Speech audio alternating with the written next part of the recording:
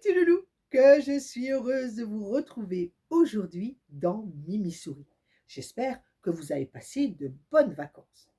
Comme d'habitude, bien sûr, Monsieur Popette est encore en retard, donc nous allons commencer sans lui. Non, non, Mimi Souris, je suis là. Coucou les petits loulous, coucou les petits loulous. Mais Popette, tu es rebondi? Qu'est-ce qui se passe? Oh, Mimi Souris, je n'arrivais pas à me réveiller. J'ai très mal dormi cette nuit. Ah bon? Mais pourquoi, Popette? Eh bien, parce que Monsieur Cauchemar est venu me voir toute la nuit, Mimi Souris. Oh, Popette, ça tombe bien que tu me parles de Monsieur Cauchemar, parce qu'aujourd'hui, figure-toi que c'est l'histoire de Lison, cette petite fille qui n'arrivait pas non plus à s'endormir le soir. Oh, raconte-nous l'histoire, Mimi Souris. Oui, 2 minutes, Popette. Aujourd'hui, nous allons faire un jeu concours. Oh oui, un jeu concours, j'adore ça. Mes petits loulous, soyez bien attentifs, car je vais vous raconter l'histoire de Lison et à la fin, je vais vous poser une question.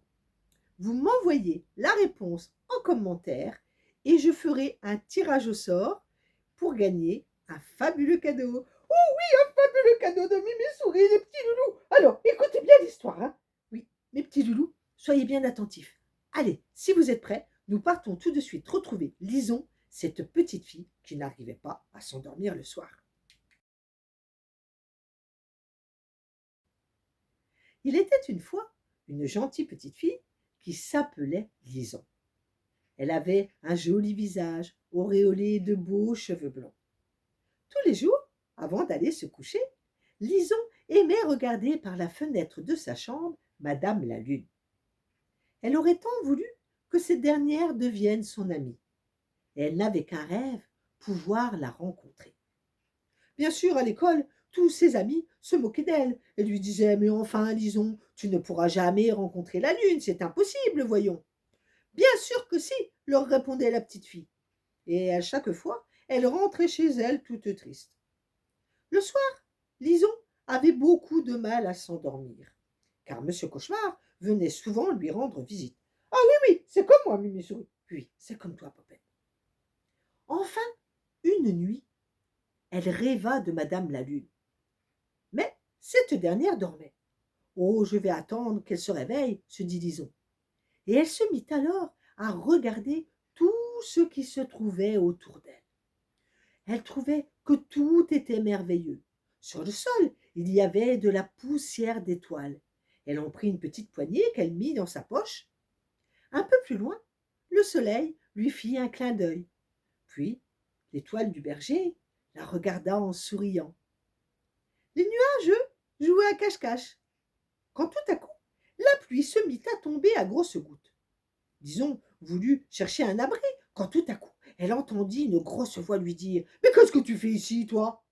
Oh, c'était Madame la Lune qui venait de se réveiller. « Oh, excusez-moi, lui dit Lison, je ne voulais pas vous réveiller, Madame la Lune. »« Mais tu ne m'as toujours pas dit ce que tu faisais ici. » ?»« Eh bien, figurez-vous que je me suis mise dans mon lit bien au chaud, quand tout à coup j'ai fait un rêve qui m'a amenée jusque vous. » « Oh, mais c'est une fabuleuse histoire là que tu me racontes, dit amusée la Lune.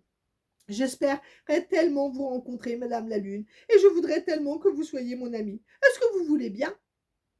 La Lune la regarda un long moment, en réfléchissant, puis elle s'exclama. Je veux bien être ton amie, mais à une condition. Il faut que tu me promettes de me chanter une petite chanson tous les soirs pour m'aider à m'endormir. Promis juré, lui dit Lison. Bon, eh bien alors devenons amis. Mais attention, c'est notre secret. Il ne faudra en parler à personne. Je vous le promets, Madame la Lune.